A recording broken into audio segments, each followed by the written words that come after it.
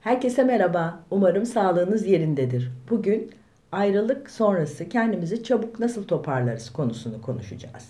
Bu konuda yapmamız gereken ilk şey bittiğini tamamen kabul etmek.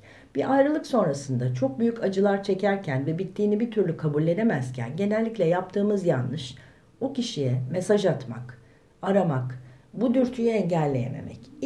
En başta yapmamız gereken şey bu tamamen bittiği kendimize kabul ettirmemiz lazım. Aramayı, mesaj atmayı kesinlikle yapmamamız lazım. Çünkü aradığımız takdirde hem kendi değerimizi düşüreceğiz. Belki çok kötü bir cevap gelecek. Yani şöyle düşünün, bizi aramak isteyen, bize ulaşmak isteyen zaten her yerden ulaşabilir. Bir ilişki yaşamışız o kişiyle ve bizi nerede bulabileceğini biliyor. Dolayısıyla ararsam arar, mesaj atarsam mesaj atar, tekrar ilişkiye başlarız umudunu bırakıp kapıyı tamamen kapatmamız gerekiyor. İkinci olarak bu yoğun duygularla baş etmeye çalışırken şöyle düşünün. Kendinize terapi yapın. Sanki kendinize fikir danışmaya gitmiş bir arkadaşmışsınız gibi kendinizi karşınıza oturtun ve onun derdini dinlemiş de ona fikir veriyormuşsunuz gibi yapın. Yani aynı sizin yaşadığınız olayı başka bir arkadaşınız yaşamış olsaydı, yakın bir arkadaşınız gelip size bu olayı anlatsaydı ona nasıl akıl verirdiniz? Bir de bu açıdan bakın. Bazen kendi yaşadığımız olayın duyguları içinde debelenirken bakış açımızı tamamen kaybediyoruz.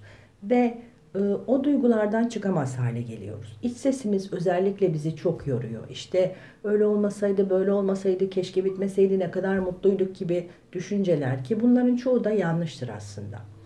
Bir başka konu, şuna bakmanızı istiyorum. Her ilişki içinde bir takım memnuniyetsizlikler mutlaka vardır.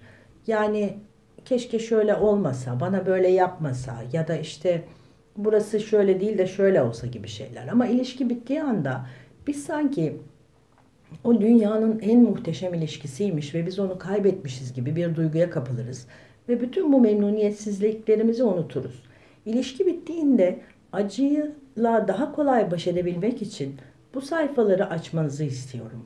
Yani zihin hep bize çok güzel anıları hatırlatır. İşte ne güzel bir tatile gitmiştik, şurada ne kadar romantik bir gece geçirmiştik, orada ne güzel dans etmiştik, bana ne güzel şeyler söylemişti gibi.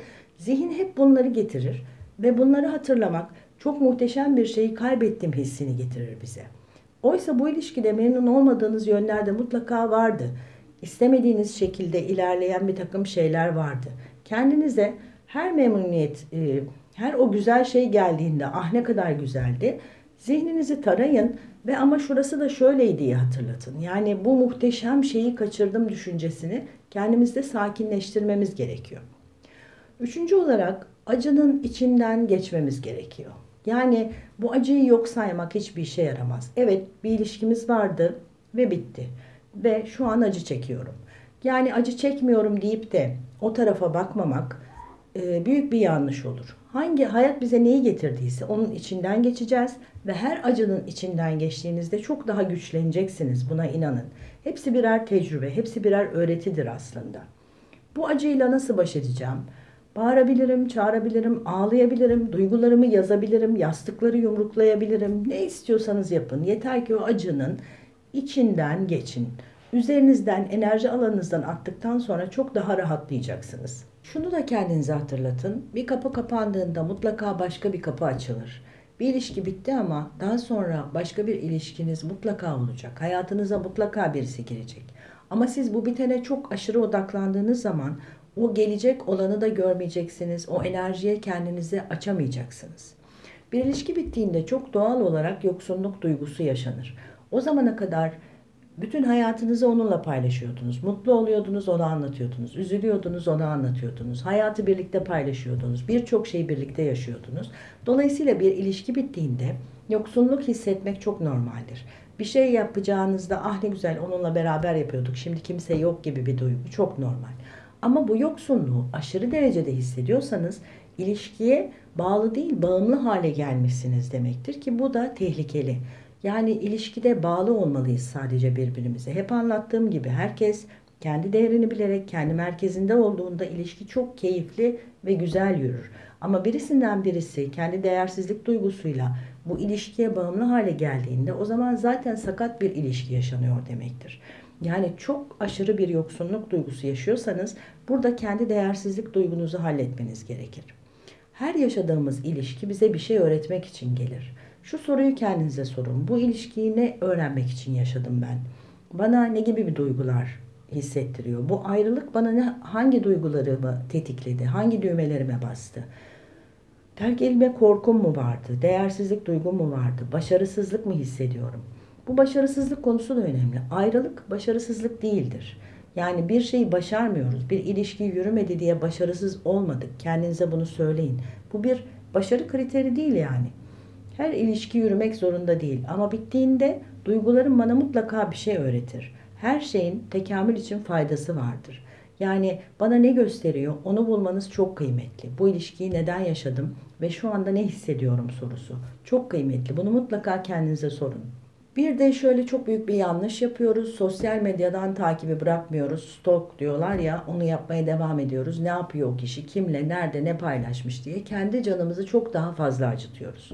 İlişki biter bitmez yapılacak en mantıklı şey bütün sosyal medya hesaplarından engel koymak ve o kişiyi o dosyayı tamamen kapatmaktır. Yani bu iş bitti. Benim onu bir daha görmeme hiç gerek yok. Çünkü gördüğünüzde canınız yanacak. Elinizdeki eski fotoğraflara, eski videolara, birbirinize vermiş olduğunuz hediyeleri ortadan kaldırın. Hepsini bir kutuya koyun ve görmeyeceğiniz bir yere kaldırın. Çünkü gözünüz takıldığında zihin otomatik olarak size onu getirecektir. İşte bu hırkayı bana o almıştı, bu yüzüğü o hediye etmişti gibi. Onların hepsini gözünüzün görmeyeceği bir yere kaldırın. Kendinize acı çektirmeyin. Çünkü onlara baktığınızda tekrar tekrar o acıyı yaşayacaksınız. Halbuki zaten bir acımız var değil mi? Onunla baş etmeye çalışıyoruz. Bir daha o acıyı alevlendirmeye, fazlalaştırmaya ne gerek var? Kendimize bu kadar eziyet etmeye ne gerek var? Bu yüzden hem sosyal medya takibini dediğim gibi hem fotoğraftı, videoydu, hediyeydi ne var ne yoksa o kişiyle ilgili kesinlikle gözünüzün görmeyeceği bir yere koyun. İnanın üstünden zaman geçtikten sonra açıp baktığınızda bir şey hissetmeyeceksiniz. Belki gülüp geçeceksiniz. Çok daha rahat. Ve ilişkiden sonra yapabileceğimiz bir diğer şey de yalnızlık değil, tek başınalık olarak bakmak olaya ve tek başınalığın keyfini hatırlamak. Herkesin yalnız kalmaktan keyif aldığı ve tek başına yapmaktan keyif aldığı şeyler vardır. Onları hatırlayın. Siz bu kişiyle birlikte doğmadınız. Bu kişiden önce bir hayatınız vardı. O hayatta neler yapıyordunuz? Onlara odaklanın, onları hatırlayın. Yeniden kendi hayatınıza dönün. İlişkinin olmadığı noktaya dönün. Ve kendinizi toparlamak için sarılabileceğiniz her ne varsa, işiniz varsa iş insanı çok güzel oyalar.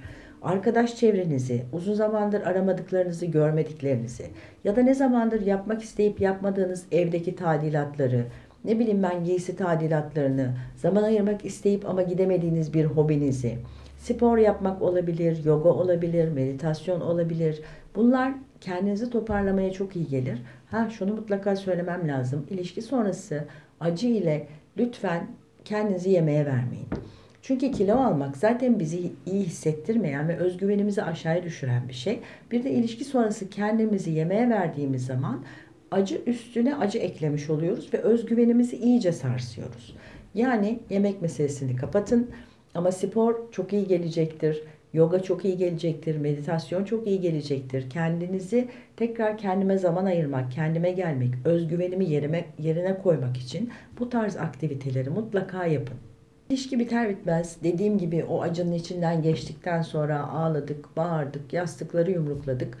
Sonra kendimize işte spordu, yogaydı, onun gibi aktiviteler de bulduktan sonra hızlı planlar yapmaya çalışın. Belki normal hayatınızın daha da üzerinde aktiviteler yapmaya çalışın. Çünkü boş boş kaldığınız her anda zihin tekrar o acıya dönmek isteyebilir. İç konuşmalarınız sizi o acıyı tetikleyecek yerlere götürebilir. Çok hareketli bir hayatınız olmasa bile işte arkadaşları arayın, dışarı çıkın, çay içmeye, kahve içmeye, sinemaya, kitap okumaya, yani kendinize sürekli yapacak bir şeyler bulursanız bunun içinden çok daha kolay geçip gideceksiniz. Herkesin acısıyla kolayca baş edebilmesini diliyorum. Sevgiyle kalın, sevgide kalın.